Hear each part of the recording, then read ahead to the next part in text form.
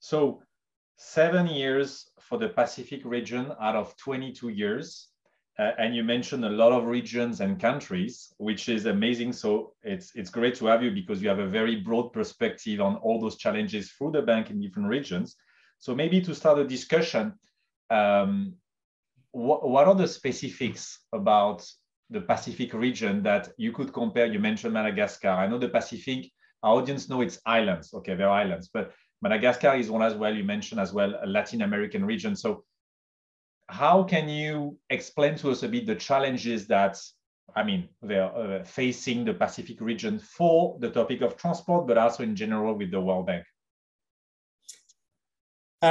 Look, maybe starting from a kind of a general perspective, compared to other regions in the world, what's quite striking is that we're talking about much fewer people on a much bigger area.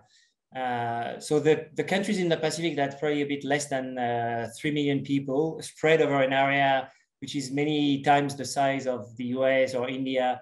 Just as an example, Kiribati is spread over 3,000 kilometers from east to west.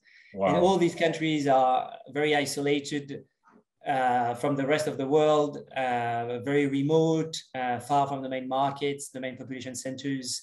Everything gets more complicated there because everything is more costly. You need to bring like food and pretty much everything to these islands.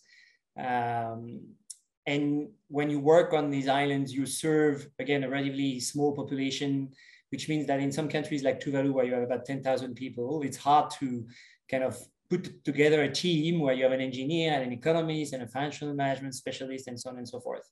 So yeah, the main challenges I would say are related to scale and distance and remoteness and then, yeah, isolation basically.